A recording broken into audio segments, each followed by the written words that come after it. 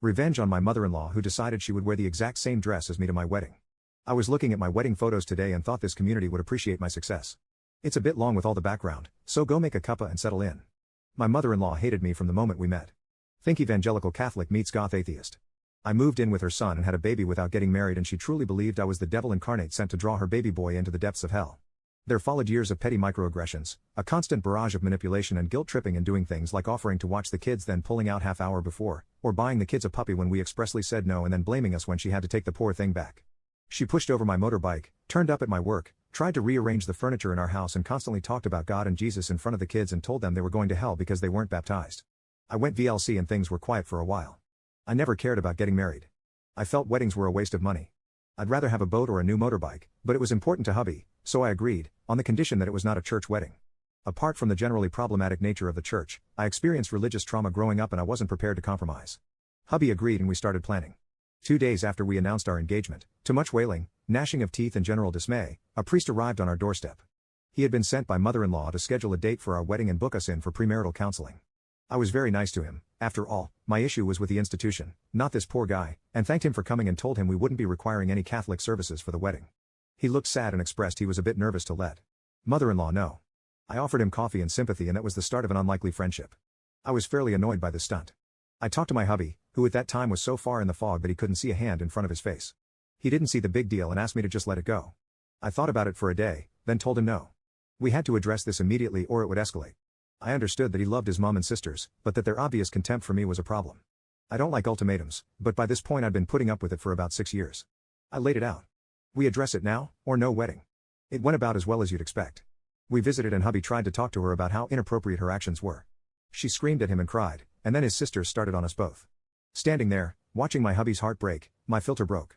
I told them to stop, very loudly. Then, I told them that they were behaving like toddlers, that I was embarrassed by their antics and to consider this their first and only warning.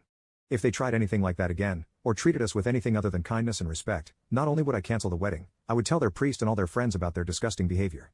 If they wanted to be part of the planning, I would welcome their participation, but that hubby and I had the final say. Mother-in-law tried to speak, but I shushed her like Dr. Evil shushing Scott, and we left. Hubby was distraught and I felt bad for him, but we got into couples counseling and things got better.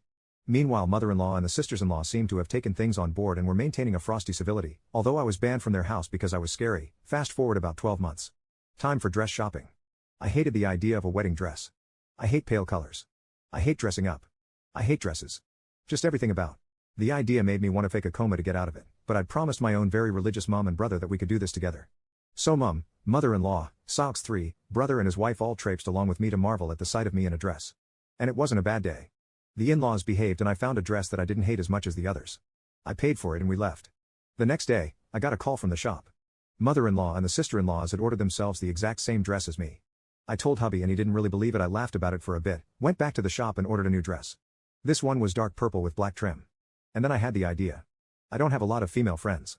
But all my male friends have wives who had wedding dresses. And sometimes they say they feel sad that they spent all that money on a dress that they'll never wear again. I talked to hubby and he agreed, so the invitations went out and every person who had ever worn a wedding dress was invited to wear it to our wedding. Mother-in-law and the Seals got different invitation that specifically asked that they not wear white. Dress code was stated as whatever you're comfortable in. I wasn't there for the initial confusion that swiftly turned to rage, but my mom and brother gleefully recounted the story later. All 4 of them turned up in their beautiful white dresses with their beautiful makeup and hair, and were completely absorbed by the rest of the crowd. They didn't stand out. They looked exactly like everyone else. Except for my mom and brother's wife, who wore purple like me. They weren't going to ruin my day by upstaging me. My hubby, who up to that point really didn't think they would do something so vile, turned to stone that day. They had finally shown the depths that they would sink to and the last of the fog was swept away.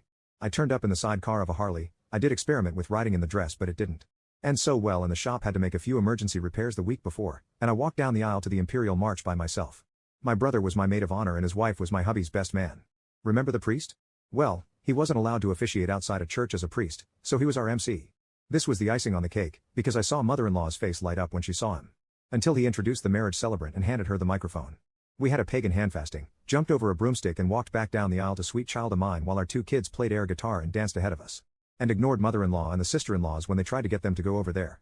I came face to face with my mother-in-law at the door. She was incandescent with rage. She went to speak, but my hubby stepped forward, and he shushed her. Right in front of everyone. It was glorious. She didn't speak to either of us for the rest of the night. She didn't speak to us for nearly a month. And then she called one day to ask to see the kids as if nothing had happened. So I'd it go, because my husband and I had one. But every now and then I wear the purple dress when I know she'll be at an event. Because I'm petty like that.